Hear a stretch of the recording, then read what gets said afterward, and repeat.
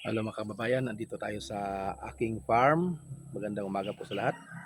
At ipapakita ko po sa inyo kung paano magbalat, magbunot ng nyug. Ito po,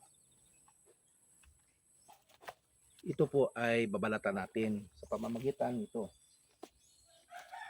Ito, ito ang pambalat natin. So, try ko lang, pakita ko sa inyo. Ganito po ang pagbalat po. Ito.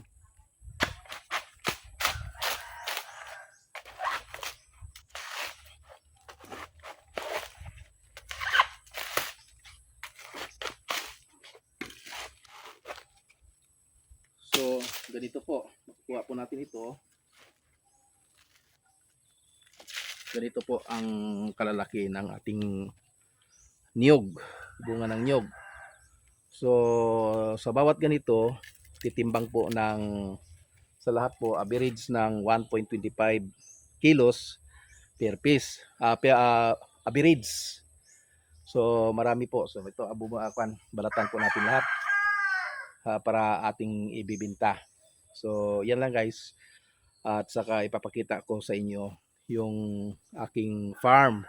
Maliit na farm na may tanim din na mga mangustin, rambutan at durian, lansunis at iba pa. May marang din. Andyan, kikita natin itong marang.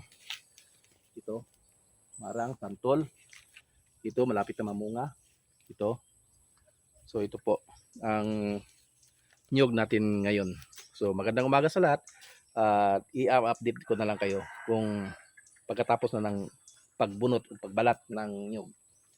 Para ganun lang. I-try ko lang once. Isa pa. Ito po, ganito po. Paghawak ng niyog, ito, ganito po, ikuha natin dito.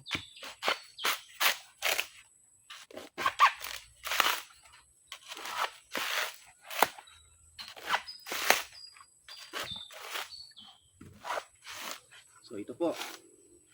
Ito, nakuha na natin ang nabunot na nabalatan na bunga ng niyog. So, ito po, ganito po kahirap ang pagsasaka po. Pagnyunyog at saka sa farmer, ito talaga ang pinaka mahirap na gawain. Pero dito po tayo nabubuhay. Kaya gawin natin ang lahat. Magbunot tayo nagbalat tayo ng nyog para may ibenta tayo. Para may pambili ng bigas at pagkain. At saka mga supply, mga magamit sa bahay. Kagaya ng sabon, mga basic commodities like sabon, yung toothpaste, yung kahit ano na magamit natin sa kusina natin. So ganito po. So ganito po ang buhay ng magsasaka. So i-update ko lang kayo pagkatapos nito. Okay, thank you. Bye-bye.